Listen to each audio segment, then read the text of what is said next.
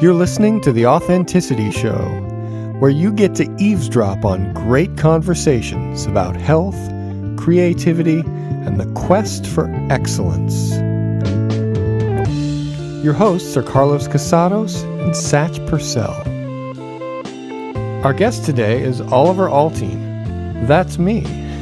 Normally, I'm the producer of the show, and I do these voice intro things that you're listening to right now. And some of you may know that I also do all the music for the show, and a whole lot of music in the rest of my life, too. So, this is just a really fun opportunity for me to talk about my favorite thing in the world, which is music. So I hope you listen, I hope you enjoy it, and here we go.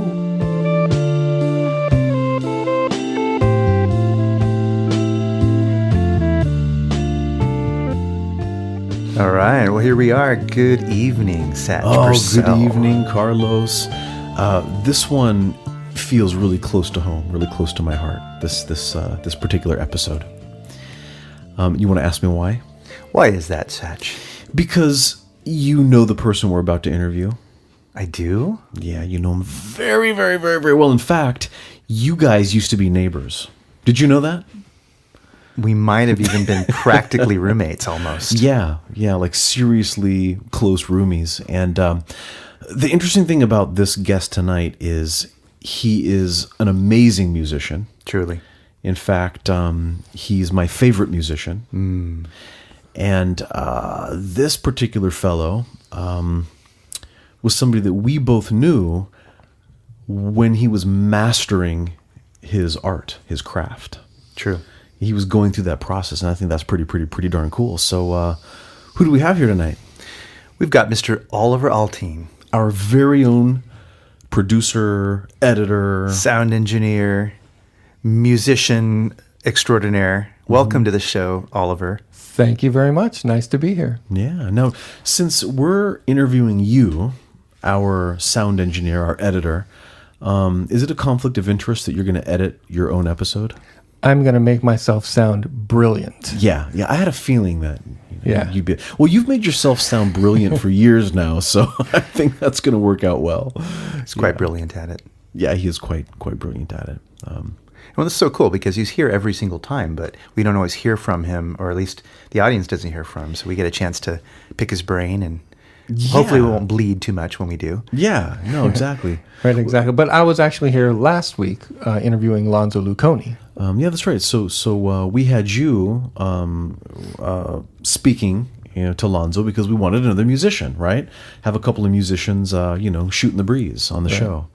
But now you are the musician on the show, and what's really cool, Carlos, is this show didn't really come together until Oliver got involved. Yeah. And suddenly, because you and I had talked about it, and we weren't really sure. The rubber hit the road when Oliver came into the picture. It really got traction. Yeah. And it was sort of like when Ringo finally joined the Beatles, they took off. I'm not calling you Ringo, but that's not a bad thing. I got a lot of respect for Ringo. So do I. What I love about having Oliver as our sound engineer is we've all known each other for so long that he gets us. And so sometimes I think he knows what we're trying to say, and he can bring out that magic. Yeah, maybe even better than we do sometimes. Yeah, maybe better than we do. Exactly. Yeah. That's what I was thinking. So yeah, you really get to know somebody pretty intimately when you listen to them speak, for hours and hours, going back over it and, picking the gems out of the jumble of words. Yeah. Hey, what's that like, having our gems inside of your mind? It's beautiful. Sparkly. Nice. Yeah, it's like I present you, but better. Yeah, that's right. Carlos and Satch version 2.0. Yeah, Carlos and Satch with makeup on. That's what he does. He puts makeup on our words. He does. Yeah. Auditory makeup. He shines the audio file. Right. So it sparkles. Beautiful. Yeah. So, Oliver. Yes, sir. We're going to be talking about creativity tonight. All right. Right? Because it's health, creativity, and the quest for excellence. And you are all three of those things. But specifically tonight, creativity, because you are a musician. Could you get into how you became a musician and like how you fell in love with this stuff? Yeah, well, first of all, I grew up in a musical family, right? My parents were both musicians. My mom was a wonderful flute player, singer, and a piano player, and my dad was a banjo player. So a little bit different there, but there was always music, always instruments laying around, and just from the youngest age, I was always playing. I took piano lessons, I learned some ukulele, I played a little saxophone, banjo here and there. So music was just sort of a part of the water that I was swimming in. But there was one particular moment, I think I was in, 7th or 8th grade, and it was when I heard Led Zeppelin for the first time. And that was it, man. It was like electricity through my body. Like I was already taking guitar lessons, right? I was learning basic, folk guitar chords and strumming. But when I heard Led Zeppelin for the first time, it was like the quickening. You know that scene from Highlander? It was like something just woke up inside of me. And I actually confronted my parents. I was angry with my parents because they hadn't introduced me to this earlier. Wow. I was like, you felt betrayed. 12 years I've been alive. You don't think you could have mentioned Led Zeppelin? Right. It was just like, wow. I mean, my dad was a Doors fan, and I love the Doors, okay? Love the Doors. But as far as that electrifying guitar work, I mean, Jimmy Page just nailed me to the wall with that stuff, man. Wow. And so all I wanted to do was sit in my room and learn every Jimmy Page lick I could get my hands on. You know? Well, you told me a funny story once on a run. You had said that you wanted to learn that one really beautiful Led Zeppelin song, and you worked and worked and worked and worked and worked. You finally got it down and then realized that they did what? Yeah, I think you're talking about the Rain song. I think so. Yeah. And I learned it in standard tuning, but it turns out he was in a different tuning, which made it a lot easier to play. Yeah. So you learned it the hard way. To this day, I play that song in standard tuning, which is, that's cool. That's just how I learned it. So that's funny. But yeah, Jimmy Page, just a composer. He was a rocker, and a crazy guy, but really also a composer. And you can really, especially in the middle period, Led Zeppelin is my favorite. From the 4th album through Houses of the Holy and Physical Graffiti. I don't know how many Zeppelin fans there are out there. Hopefully people still listen to this music. But yeah, there's a real composer at work there. Wow, that's cool. Would you say that your passion for music ramped up at that time? Oh yeah, absolutely. That's when I started practicing for hours a day and really caring about the little details of the technique of playing. And my teacher at the time, whose name was Adam Speth. Adam, if you're listening, thank you for all the years of lessons. Yes. He Thanks, noticed, Adam. Yeah, awesome. He noticed it. From all of us. And, and pretty soon thereafter, a few years later, when I got my first band together, my high school band, we played pretty much half Zeppelin songs and half Black Sabbath songs. Oh, cool. And that was a couple other things here and there, but pretty much Zeppelin and Sabbath, yeah. Wow. That'd be an awesome set. The band was the Lumberjacks, by the way, my high school band. Oh, the Lumberjacks. Wow. Yeah. So that was your first high school band. Yeah, and did you go do gigs and all that?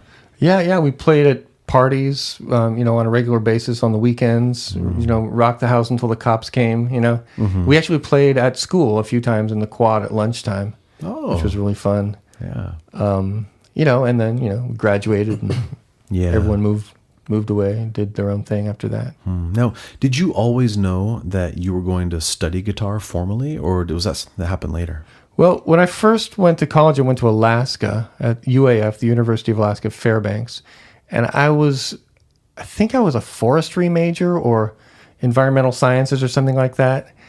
And after a year or so, it just became obvious that I was not going to get through college studying anything besides music, I stopped going to class and I dropped out. And then once I moved home to California and became a music major, that's when I got my ass out of bed and went to class and studied and started to do well. Aren't you skipping a step? Didn't your cabin burn down?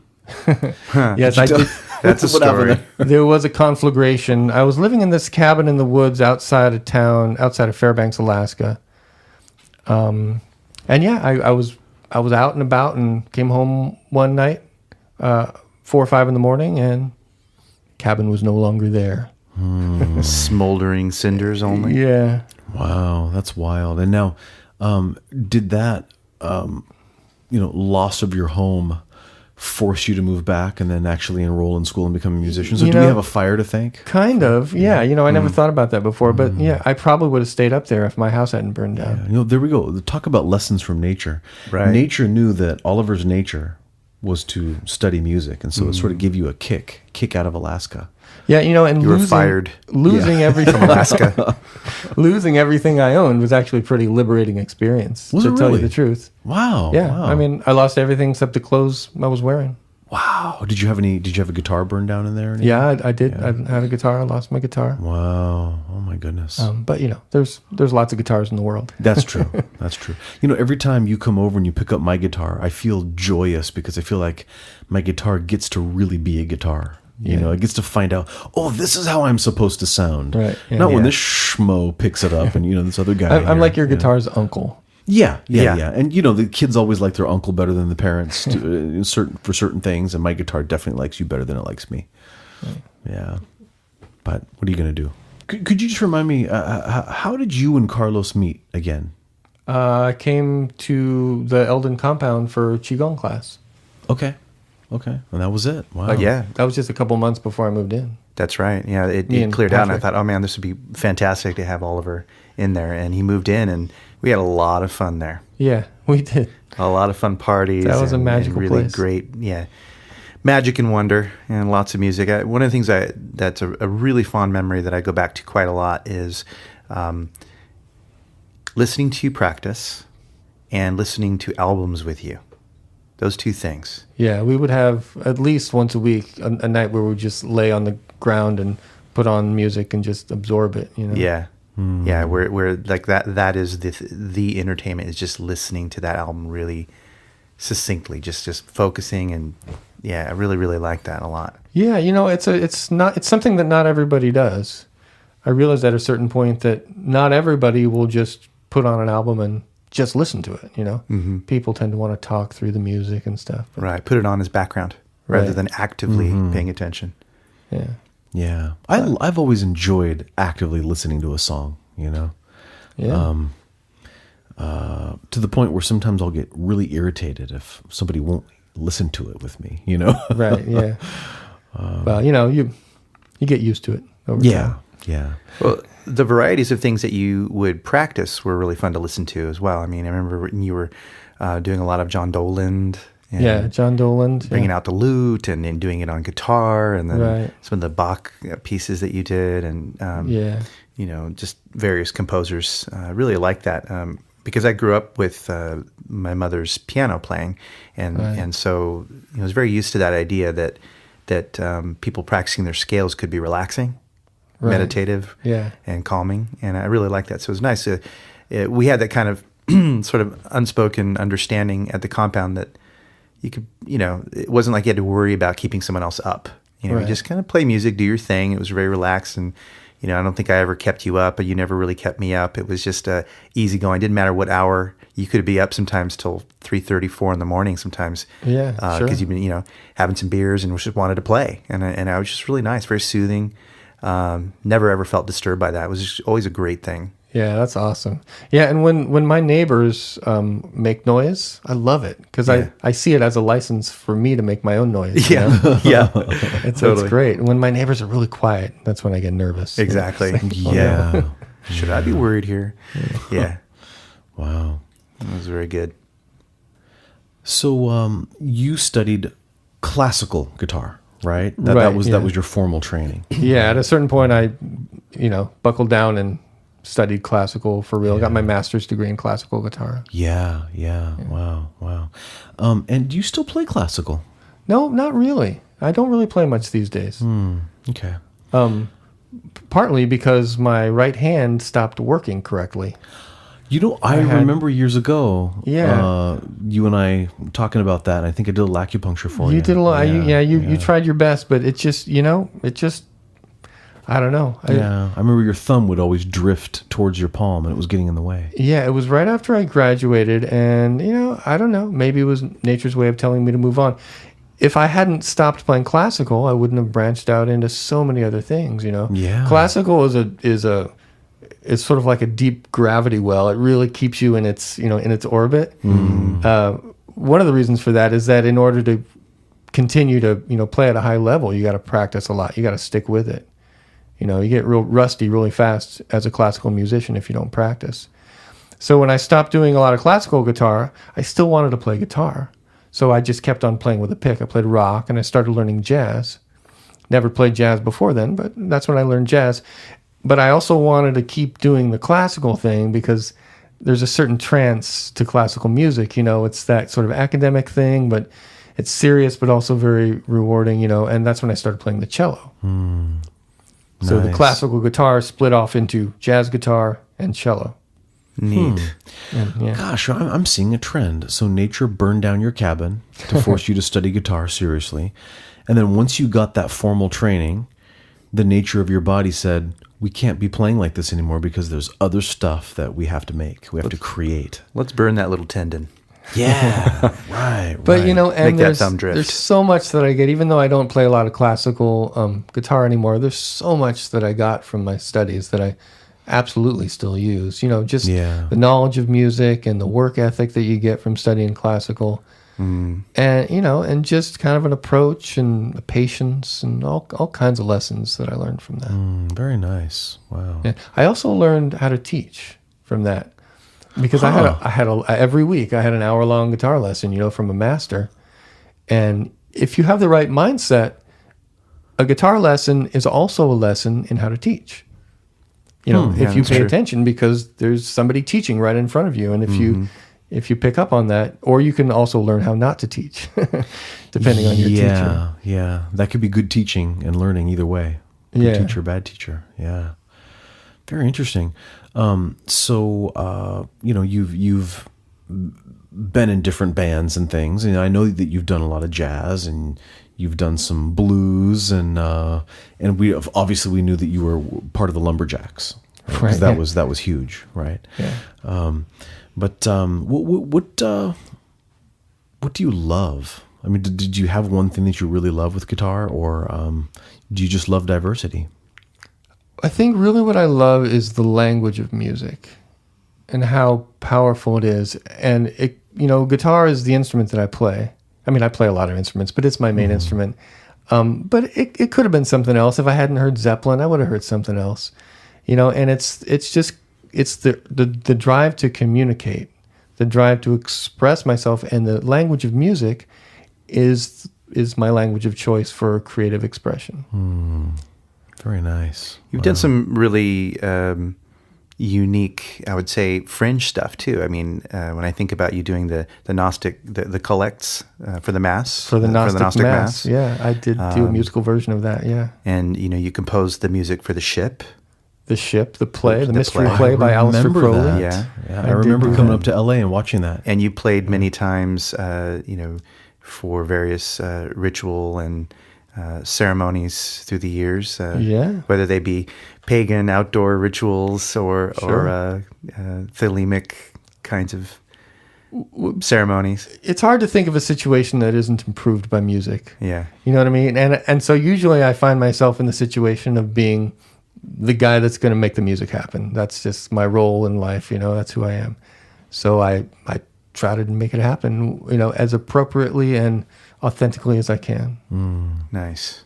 Yeah, you're right. That's a good point. There aren't very many situations where music doesn't make it better. That's true.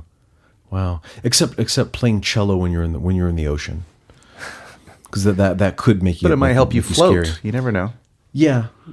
I'm just thinking of Second Jaws. as a flotation device. Yeah, that's true. That's true. Or, you could get a fiberglass cello. Actually, you know what? They make ukuleles that you can play at the beach and get wet. They're not wood. They're made out of, I think, fiberglass or something, with like rubber strings. And actually, they sound pretty good. Cool, yeah. I guess you can't play a harmonica underwater. There's just no end to human ingenuity. You can't play a harmonica underwater. Okay, I'm going to start working on that. Sorry, that's me playing a harmonica underwater. Very good. Wow. Well, you have made some albums. What was your first album that you made? The first album that I made, okay. The first album that I actually made, you can't get it. It's not available. We never released it. I was in a band called the Hydro Spanners. Ooh, what does that mean? It's a cool name. It's a Star Wars reference. Oh, Han is fixing the Falcon, and he calls to Chewie. He says, "Bring me the Hydro Spanner." It's some kind of wrench that Han uses. Okay. All right. I think we're probably best described as college rock. Okay. College rock. And we made an album. One of these days, I'll put it up on iTunes just so all my raving fans can check it out. Yeah, be careful. They might buy them all if you. It was very sort of noisy and lo-fi. We were sort of Sonic Youth inspired a little bit, Okay. Just kind of jangly and noisy, music. Yeah. All right. But the earliest album that I made that's actually available on iTunes and Amazon and all that stuff was the first album from my band Dry River. And that's just a duo album, just me and my buddy Dave Forrest on harmonica. And we just played it, just guitar and harmonica with me singing. Single microphone, just recorded it. Some of it recorded in my bathroom, I think. And some just in the living room. Wow. So it was a simple recording. Yeah, it was very simple. Wow. It was before I was a producer. Yes. In fact, that was the first thing that made me think. I said, after we made that, I thought, you know what? I could probably learn a little bit more about this, and the next album was going to be better. Wow. That's always the thing. The next one's going to be better. Yeah. So Dry River. Dry River. Yeah, you can look that up. Yeah. This is the Praying for the Rain album? The first album was called Lost in the World. Oh, Lost in the World. Okay. And it's just an acoustic duo album. Okay. And then a few years ago, we have another album called "Praying for the Rain" with a bass player and a drummer, so it's more of an electric album. Okay. So Oliver, could you share a little bit about like your process of how are these songs? How do they become inspired through you? How do they move through you? Well, most of my songs are autobiographical to some extent. When I write a song. Like the Dry River songs, to me it starts with the lyrics. Because if a song has words, then the words are primary. You know what I mean? It takes me a long time to write a song because I really want it to be authentic. You know what I mean? I'm not just singing some random words. I've got to mean it. I've got to embody the song, and it's got to come from an authentic place. Otherwise, it's not really worth singing for me. I can think of one song. Actually, the first song on the Praying for the Rain album was called Lift This Stone. Yeah. I was in a situation where I had just too much shit to do. I was feeling overly burdened. Too many things to do. I couldn't do it all well, you know what I mean? And I felt like there was a stone on top of my chest, you know what I mean? And I remember I was out there mowing the lawn, kind of grumpy. I was like, I got to mow the lawn, all these other things I got to do. And I just started thinking about, man, I got to lift this stone. I got to lift this stone off of my heart. And I just started singing that to myself. When you're mowing the lawn, there's all this noise going on. And so you can be kind of loud. You're in this sort of noise bubble. Yeah. And so I don't know if the neighbors were hearing me or whatever, but I just started singing, gotta lift this stone. Gotta lift this stone right off of my heart. And after I finished mowing the lawn, I went in and grabbed my guitar and wrote the song. I think we need to hear the song right now. Yeah, let's hear that. All right, let's listen to it. Let's mow that lawn. All right, you ready?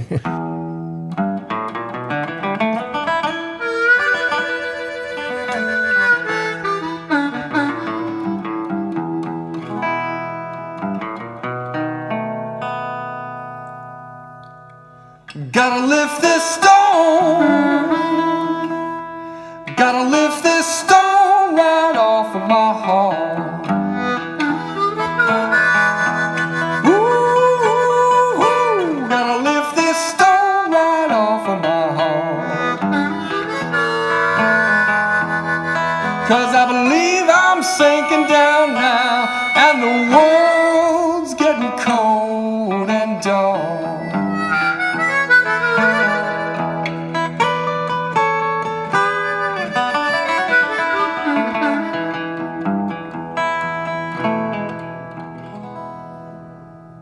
My heart is heavy, yeah. My heart is heavy with the blues. Ooh, my heart is heavy with the blues. And I've been crying like a tornado, and my tears running down in my shoes.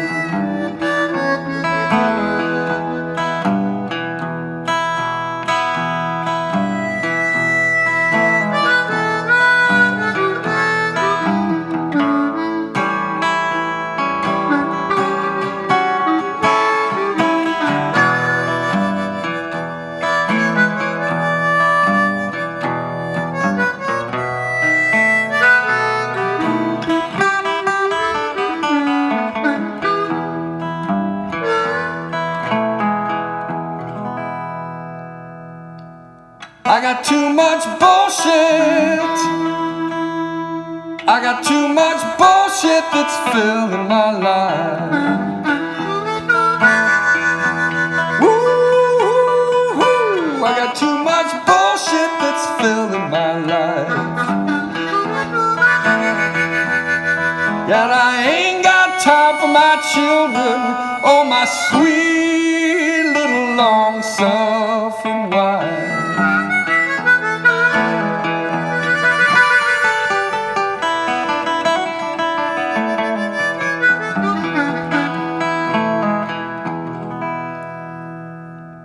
Got a hole inside me, yeah. I got a hole inside full of anger and pain.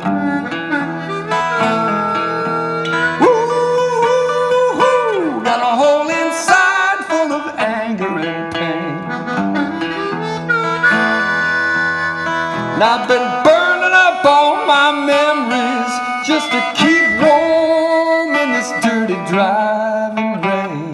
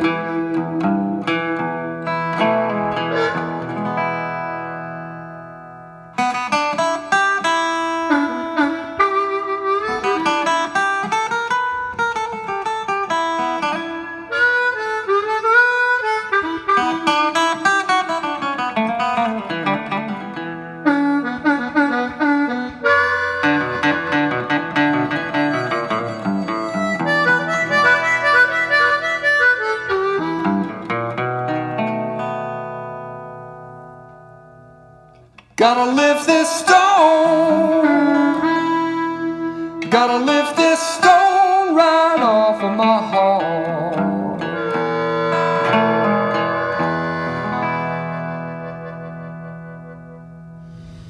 Yeah. I'm crying like a tornado and the tears are running down to my shoes. Wow. Yeah. Wow. Tell me about the style of blues that was. It sounds older, like I don't know, 30s, that kind of thing.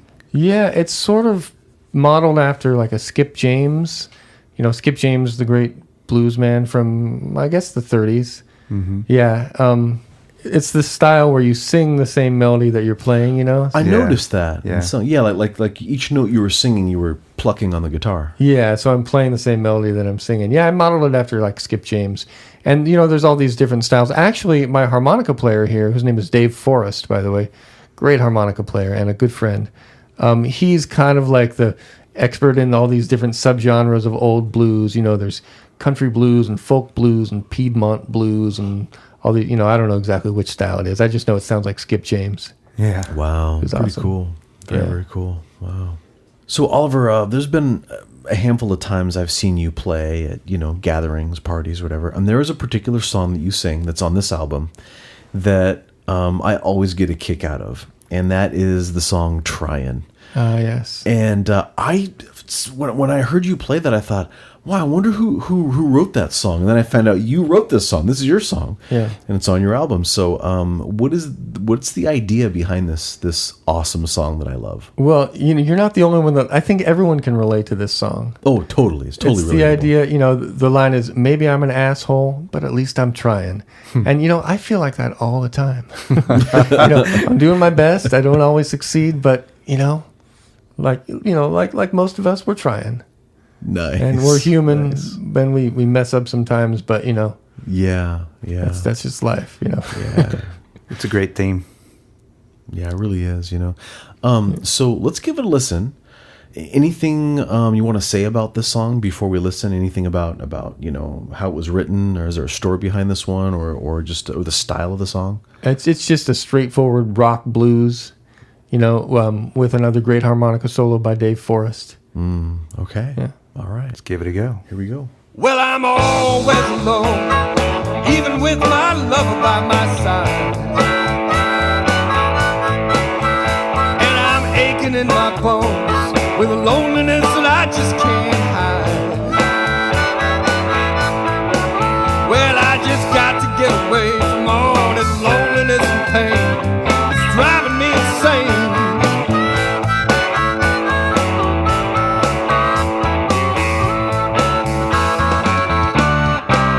Well, I can never get enough love, and I'm always crying. Maybe I'm an asshole, but at least I'm trying. Yeah, at least I'm fucking trying. Well, I'm looking for a reason to live and a new pair of shoes. Baby, I got nothing to give and I got nothing to lose. Well, now I just gotta find a way to stop all this crying. I'm losing my mind.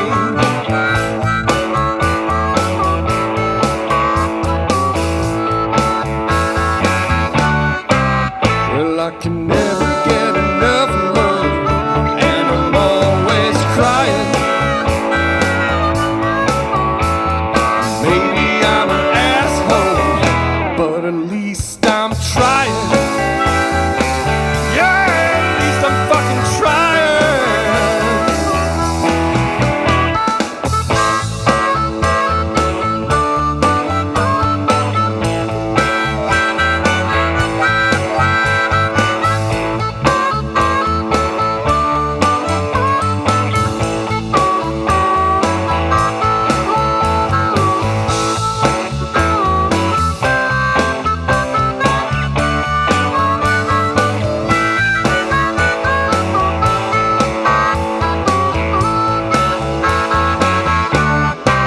Well, I can never get enough love, and I'm always crying. Maybe I'm an asshole, but at least I'm trying. Yeah, at least I'm fucking trying. Awesome. Nice. Yeah. Oh, that's great. And that features Ruben Ordiano on drums and Joel Helene on bass. Very cool. This album being a blues album for the most part, right, seems very practical. It's strikingly different from the other stuff that you do. Yeah, it is. It's like I'm always amazed that like you do this album, and then I know that not long ago you also made an album that was electronic music, right? Digital music. Uh-huh. And it's so different from this, what we just heard. Yeah, it really is. So, how did that even come about? So you're talking about Obsidian Kite. Yeah, right? Obsidian Kite. And what does that even mean, Obsidian Kite? I got this from a poem by my friend Scott Zidell. He was describing a bird circling like an obsidian kite. And he read this poem at a party, and I was like, Scott, I'm going to make an album, and I'm going to use that line, Obsidian Kite, and I did. Wow. It took me a few years. Wow. But yeah, it's just like I got into the software. I used a program called Ableton Live, I was using it for some live stuff I was doing with my jazz band at the time, looping, that kind of electronic stuff. And I just saw that I was like, well, I could just take these things and put them together and just create something with it. And so it was just kind of like a little musical diary that I put together. The ideas I had, and just made it. Yeah. It was a fun project. Yeah, it's pretty different from other things that you had done, right? I mean, to me, it sounds like it, you know. It's different than what I'd done before that, yeah. But I had always had these ideas floating around in my head, you know. I mean, I like electronic music. I like all kinds of music. Yeah. And so it's just something fun. It was cool. Yeah, very It's nice. exciting, though, that you do so many things because, you never know what's going to come next. Right. And I like that.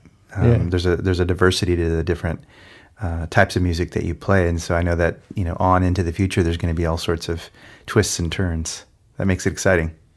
Mm-hmm. Oh, yeah. And I have no idea what I'm going to do next. Yeah, maybe it'll be a rock opera. Maybe it will.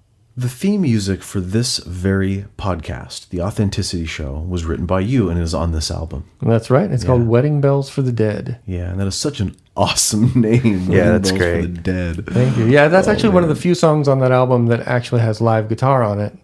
Most of the stuff on there is just purely electronic. Yeah. It sounds like backwards guitar. I mean, is it? Yeah, there's a reverse function that you can do where you play something and then it, flip it and it plays backwards. Okay. Which is just always fun, Yeah. Very trippy. I try not to overuse that because it's just fun. I'm sure it's tempting. Yeah. Yeah.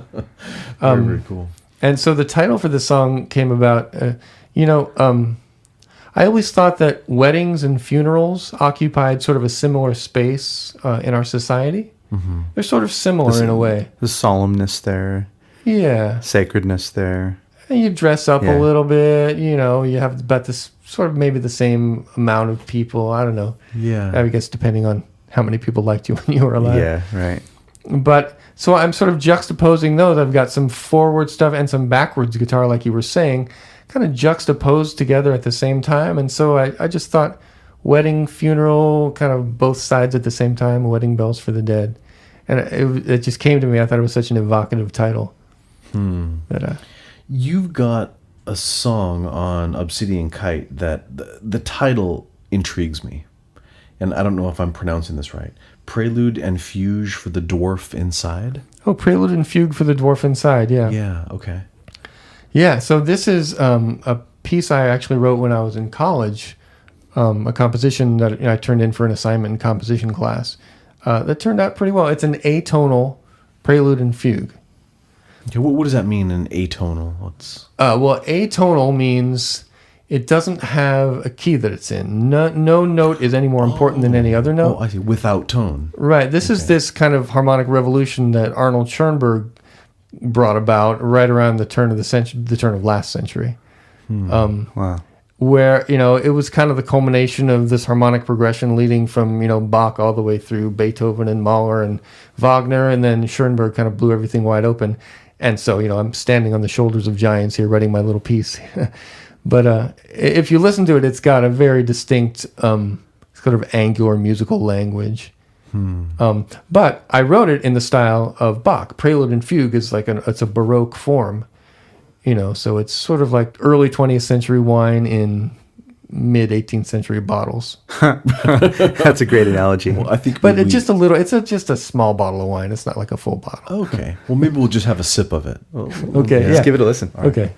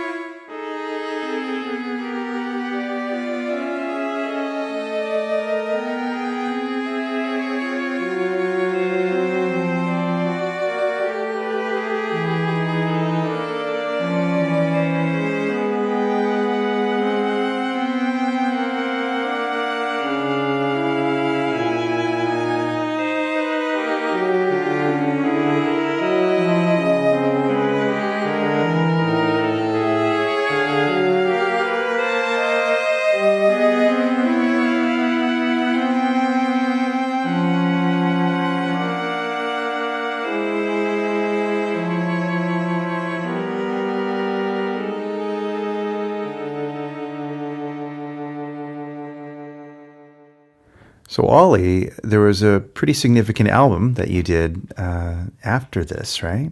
And it was a jazz album that you did with Danny Hoffman and a few others. Right, yeah. And I've seen you perform that live several times. Yeah. Let's talk about that. All right, yeah. So the band was called Redshift. And I'm not in that band anymore, but they're still going. They play in Southern California, all over the place. But yeah, some of the songs on here are mine. Some are Danny's. There's a couple of songs by our bass player, Martin Torres. And the drummer was Ray Glider. Yeah, Redshift was a fun project. It was sort of a jazz thing, but, I brought some of my rock chops to it too, playing some bluesy licks and stuff. Jazz these days is so wide open.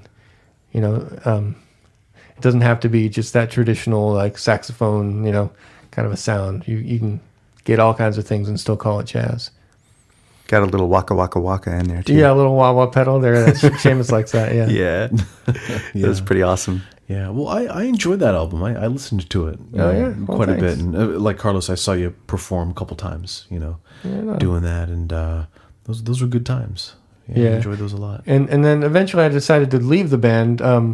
Not because I didn't love playing with them, but just because I was kind of like that Lift This Stone thing. I was just had too much on my plate once again. I was just spread too thin. Yeah. And this is a problem I have because I have so many interests. There's so many things I want to do. But, if you're spread too thin, then you just can't do anything well. So, Yeah, but I admire that you made a tough choice and you honored, this creative urge, this inspiration that you had to create other types of music, and you totally went with it. I mean, you didn't just quit. You took this step into a whole new thing that you were doing, and you really did it. Like you just kept going, and I like that. You make decisions like that. You go for it, and you follow through, and you really produce stuff. In the physical world. And I think you're such a magician in that sense. Manifesting my reality. Yeah, right. Yeah. Making things come to life. Yeah. Well, thanks. It's very admirable. I do my best. Yeah. At least I'm fucking trying. Yeah, at least you're fucking trying. Yeah. It would be fun to listen to a favorite, maybe one that you composed. Could we listen to something out of the Redshift album? That I remember. I have a favorite song on that album, and that is "Angels on the Battlefield." Okay. It's a beautiful it's a great song. one. I love that. Yeah, Thank I love you. that song. Yeah. What was the inspiration for that "Angels in the Battlefield" song? I was thinking about. I think I was watching Game of Thrones at the time. And I was thinking about like the morning after a huge battle, and there's this like mist kind of settling in over all like the dead bodies and the gore. And I sort of had this vision that the mist was sort of like angels sort of sweeping in to take the souls, to wherever they were going to take them to. It was just this kind of image I had in my mind. I thought it was really poetic, So the music is supposed to be like, after the battle and things are sort of still but somber, And so that was the mood for that. Nice. Wow, neat. Nice.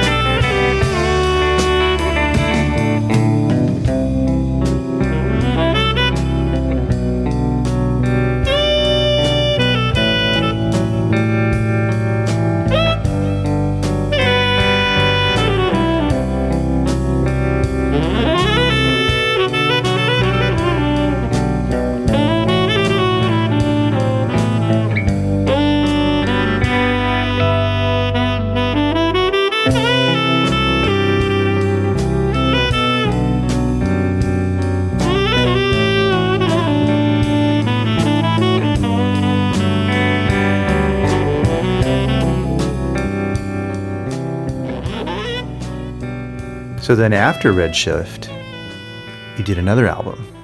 Yes. My most recent album is called Darklight. And this was, the album cover was illustrated by someone else we interviewed, Amy Hay. Amy Hay, right. Mm-hmm. Yeah. Yeah. It's gorgeous artwork. She's great. She does great work. Amy's awesome. Yeah. Yeah, and listeners of this podcast will have heard many of the songs on this album.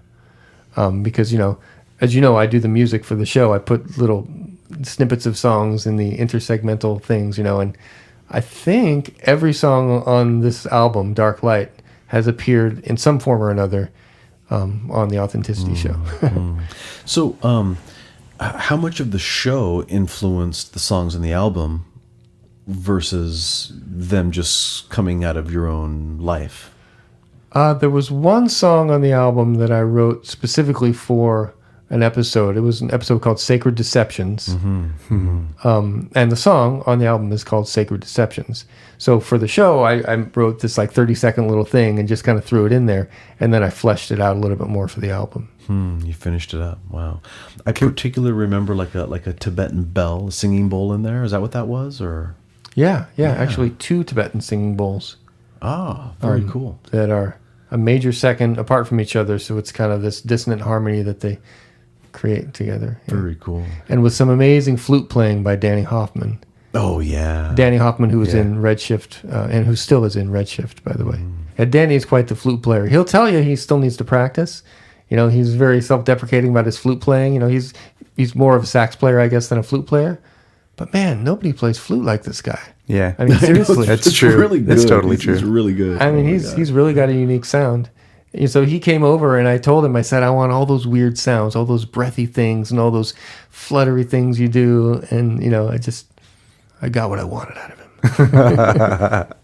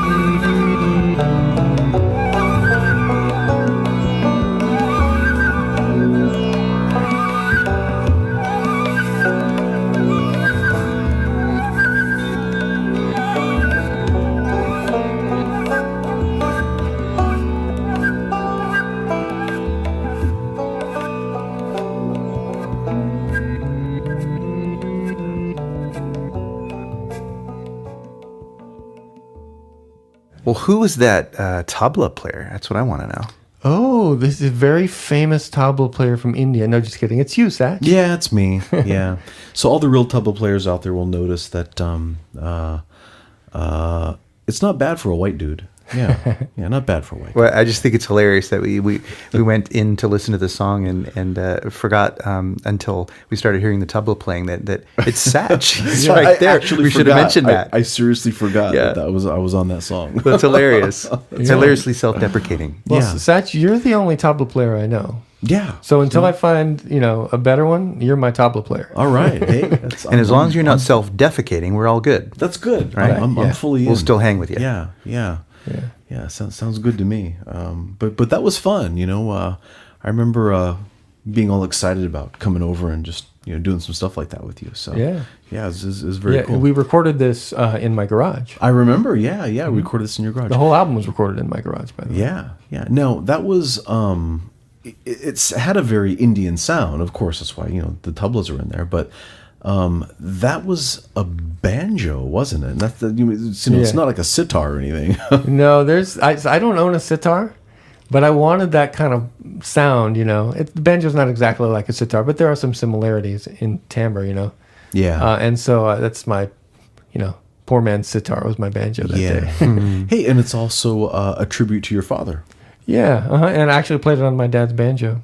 Oh, really? That was your dad's banjo? Yeah, my dad very special. Passed away 5 or 6 years ago, and in fact, it's a funny story. I wanted it. He had a really nice banjo. This banjo, it's a custom made Stelling banjo, nice banjo, and I always wanted to play it.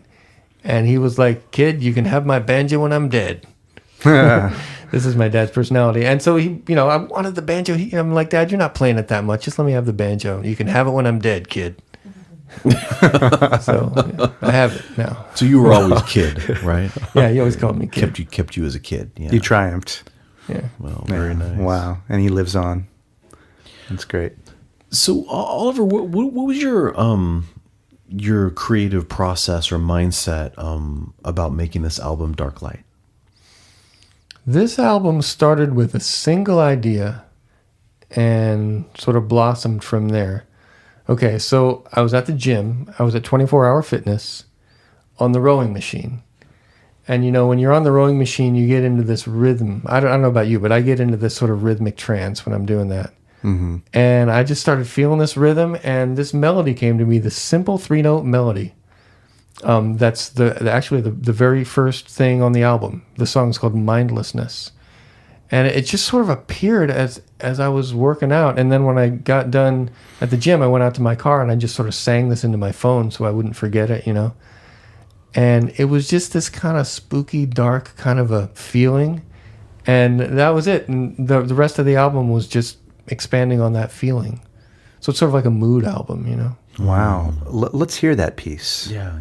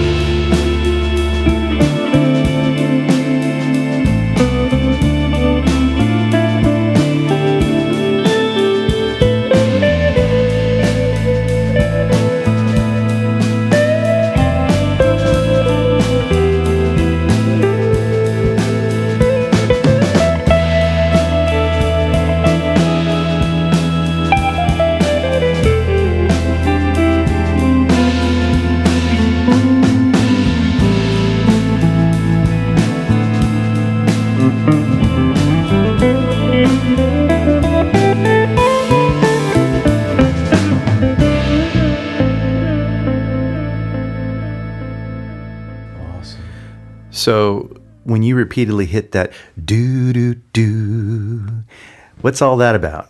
That's mindlessness. That's the main melody, mindlessness. And so there are words. In fact, a lot of my instrumental songs actually have words to them, but I don't put the words in the finished product. The words are just a means to an end to write the song. There's a syntax to a melody, there's a grammar to it. And my way of ensuring that a melody is good is by having lyrics to it. The lyrics instill a certain rhythm and kind of pacing to it. And then once I have the melody written, I don't need the lyrics anymore. It's like a structure or a mold. It's the lost wax method of music. Right, yeah. It's or like a scaffolding, I guess you could say. Nice. Can you talk about the name of the album? Darklight. Actually, originally the name of the album was going to be Mindlessness, because that was the original idea for the song and for the album. It sounds more like a grunge punk band, though. Mindlessness, yeah. I was noticing when I told people that the album was going to be called Mindlessness, they'd be like, "Huh, okay." Yeah, and it didn't have that was one of the those. effect of my original kind of intent. Yeah. And then so one of the other songs, Darklight, I thought that title sort of captured the mood of the album a little bit better. Yeah, I love the irony in that too. Darklight. It's reminiscent of remember the other, was it a trio that you were in, Outside In, the jazz trio? Yeah, right, yeah. Mm-hmm. Yeah. That's a jazz trio. Outside In, that's cool. Yeah. Inside Out was already taken. Yeah, yeah. So Outside In. Outside In's way cooler. Yeah, and there's that juxtaposition thing again that I like so much. Wedding Bells for the Dead. Yeah. Darklight. I like these layers and juxtapositions. Yeah. Expansive Universe is a really long song, and I remember you, as you were working on it at the house, I just enjoyed the atmosphere that you created with that, and all the layers that you put in over time. It's long, but it just feels so worth listening to because of where it takes you. What I loved about it is how long it is and how you kept it together that whole time, and how you built so gradually into what it ultimately ends up crescendoing into. That kind of like big splash that you create that's huge, this huge tsunami that you bring with all the notes and instruments and layers. Yeah, a lot of layers in this one. Yeah. Yeah, and you were actually living with me for a time when I was composing this. So when you're saying at the house, you were at the house when I was composing this. Yeah. Yeah, this is just layer after layer for this one. So this song, it's a half an hour long, and there's basically 3 sections to it, each of which about 10 minutes long. And the first section starts out just with like a simple, slow, chord thing with lots of space, and just layer after layer. I think there's like 12 or maybe like 15 layers that get built up over the course of about 10 minutes. And then it explodes with Danny Hoffman once again on tenor saxophone, just freaking out. I just love, I love the way Danny freaks out. Yeah, he's a good freak. Such a freak. Yeah, and it takes it into a lot of places. I wanted to do kind of like a long form psychedelic journey. That's basically what the song is. Yeah. And so I just took my time with this. This one took me about a year to do this song. Wow, that particular song. Huh? Well, speaking of which, may I ask you a little bit about that? Yeah. How have your experiences with substances been a component of your compositions and your musical explorations? Has it influenced your creativity? Yeah. I've taken some psychedelic substances, and my mind has been expanded. And sometimes it just takes you somewhere, and you experience something outside yourself, something just almost indescribable. But one of the beautiful things about music is that it's so abstract. You can use it to describe things that maybe are otherwise indescribable. A feeling or just a gestalt kind of a situation that the only way to describe it is with the language of music and layering and juxtaposition and tone and these subtle feelings that you can get out of it. So has psychedelics been part of your personal journey of discovery? Is that important to you in that sense? Yeah, for me it's an every once in a while thing. And sometimes I'll come back from the mountain with a new way of looking at things, new inspirations. Okay. Or maybe just a newfound enthusiasm for life, you know? Yeah. Well, you know, I happen to know that there's a beautiful little melody that you play on the guitar that I've always loved. And I found out that melody came during such an experience. Yes. And I'm wondering if maybe that would be something you wouldn't mind sharing. Yeah, okay. Yeah. Do you have a pick? Yeah. I was going to say, because that particular melody, every time I hear it, it totally sends me into a completely different mindset. Yeah, I love it. It's very powerful. It puts me into a meditative state the second I hear it. We get a live performance here, folks. Yeah.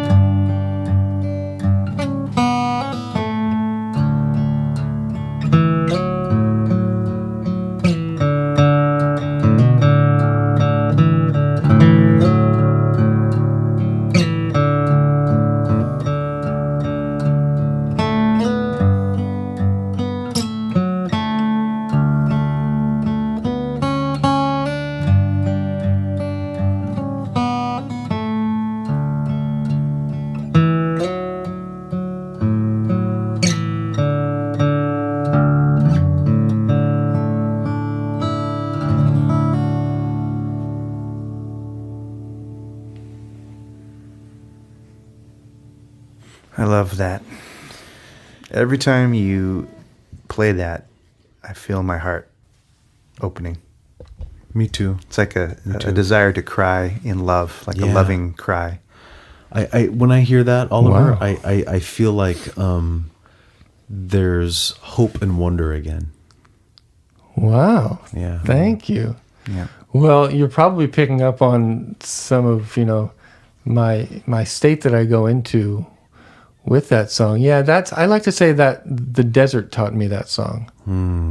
I was out in the Mojave Desert, and the song just came to me, and it was like, it almost felt like a divine message. I don't know if you guys have ever been in that state of mind. Yes. But and so whenever I need to get back to that connection with the divine or my inner self, this song has become my mantra, and I sing it to myself all the time, just whenever I need to be reminded of that feeling, that connection.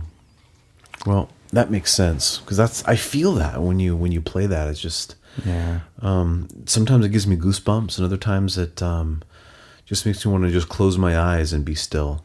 Yeah. Right on. That's cool. Yeah. It's special. It's very simple. I don't even really feel like I wrote that song. I just sort of discovered it. It was gifted to me by the universe.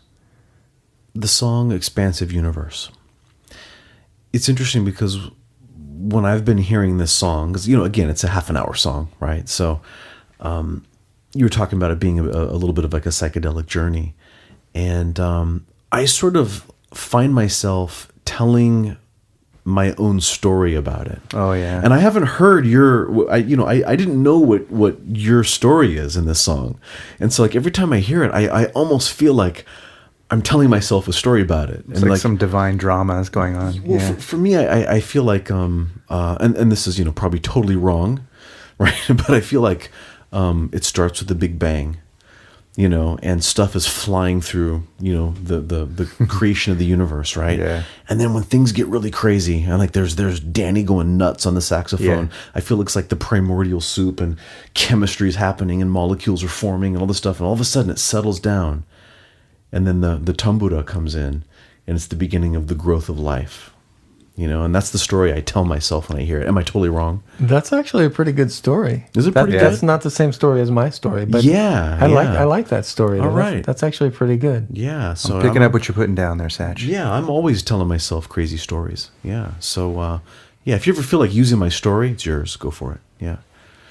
And what about you? Do you have a story too, Carlos? No, just that it was a divine drama, much like Satch. I think we have a similar mental background from which we hear things. So it was very similar to what you said there, Satch. Just a huge cosmic kind of divine drama going on, on the scale of like a Wagnerian, universe, just powerful, but with, obviously Indian themes because of the music. And I'm using the tambura, which I got from your mother, Carlos. Yeah. And for those of you who don't know, a tambura is an Indian drone instrument. It's sort of like the little sister of the sitar. So it has that twang, but it doesn't. You can't change the notes. It's just a drone. Yeah. And that instrument was from the Ali Akbar Khan School of Music. So Ali Akbar Khan has played that instrument, to my understanding. That's cool. I feel very honored that it is now in my safekeeping. Yeah. Now, are you going to tell us the real story behind the song? Like it's like based on Wall Street or something, and we're totally off? You know what we should do is we should invite our listeners to tell us their story. Hey, that's a great idea. So we're going to end with this song, and it's just going to play out. It'll be a half an hour long. So go about your day. You don't have to listen to the whole thing if you don't want to. But if you choose to listen, we should do a Facebook post where people can post their comments. Or we'd love to hear from you. Exactly. We'll when we post this, you can post it in the comments. You can send us a message directly through the Facebook group, and you can send us an email directly through our website, which is just www.authenticityshow.com. You can hit the contact button, and you can send us a message. We'd love to. Maybe we'll read it sometime if it's a good enough story. Yeah. It'd be fun to share. This is a great song to just lay flat on the floor and close your eyes and turn on the music and just zone out and have a meditative experience. You can imagine that you're with Oliver and Satch and I on the couch or laying on the ground with a cup of tea and some candles lit, and just let it rip. Yeah, and that tuba player is not bad either on that song. Oh yeah, Satch, you're on this in the middle section. Yeah, there's a section with you in it, like a 4 or 5 minute section with tablas. Yeah. So, all right, here we go. Here we go. All right, goodbye, everybody. Bon voyage. Adios, sayonara, zaijian.